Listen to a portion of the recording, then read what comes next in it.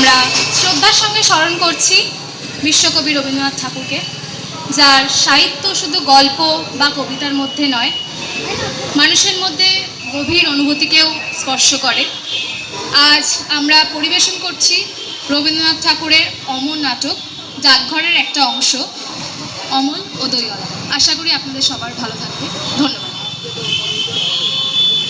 দই দই ভালো দই।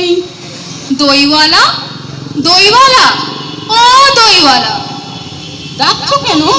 দই কিনবে? কেমন করে কিনবো? আমার তো পয়সা নেই। কেমন ছেলে তুমি, কিনবে না তো আমার বেলা বইয়ে দাও কেন? আমি যদি তোমার সঙ্গে চলে যেতে পারতুম তো যেতুম। আমার সঙ্গে?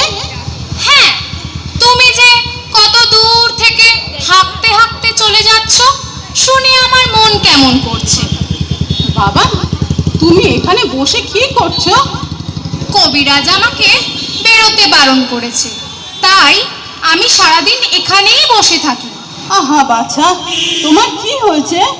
আমি জানি নে, আমি কিছু পড়িনি, তাই আমি জানি না আমার কি হয়েছে।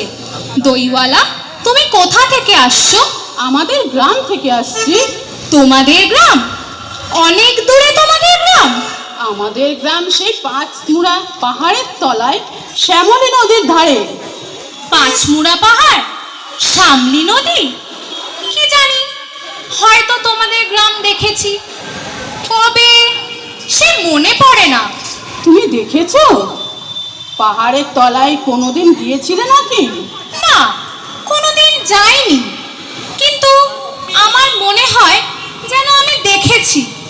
অনেক পুরনো কালের খুব বড় বড় গাছের তলায় তোমাদের গ্রাম, একটি লাল রঙের রাস্তার ধারে, না? ঠিক বলেছো বাবা। সেখানে পাহাড়ের গায়ে সব গরু চড়ে বেড়াচ্ছে। কি আশ্চর্য, ঠিক বলছো। আমাদের গ্রামে গরু চড়ে বই কি, খুব চড়ে। মেয়েরা সব নদী থেকে জল তুলে মাথায় কলসি করে নিয়ে যায়, তাদের লাল শাড়ি পরা। বাহ বাহ, ঠিক কথা।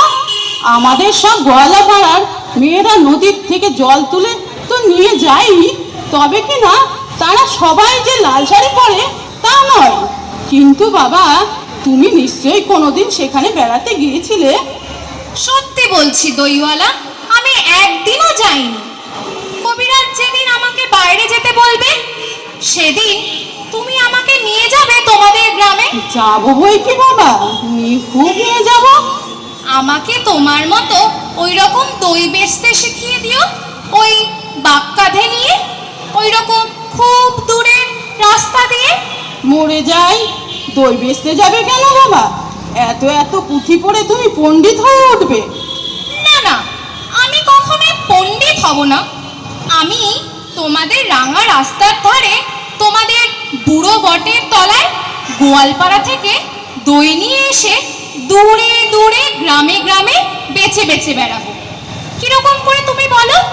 দই দই, ভালো দই, আমাকে সুরটা শিখিয়ে দাও। হাই পোড়া কপাল, এই সুরো কি শেখবার সুর? না না, এ আমার শুনতে খুব ভালো লাগে। আকাশের খুব শেষ থেকে যেমন পাখির ডাক শুনলে মন উদাস হয়ে যায়, তেমনি ওই রাস্তার মোড় থেকে ওই গাছের সারের মধ্যে দিয়ে যখন তোমার ডাক আসছিল আমার মনে হচ্ছিল, কি জানি কি মনে হচ্ছিল। বাবা, একবার দই তুমি খাও। আমার তো পয়সা নেই। না না না, পয়সার কথা বলো না। তুমি আমার একটু দই খেলে আমি কত খুশি হব। তোমার কি অনেক দেরি হয়ে গেল? কিচ্ছু দেরি হয়নি বাবা, আমার কোনো লোকসানও হয়নি। দই বেচতে যে এত সুখ তোমার কাছে শিখে নিলাম। ধন্যবাদ।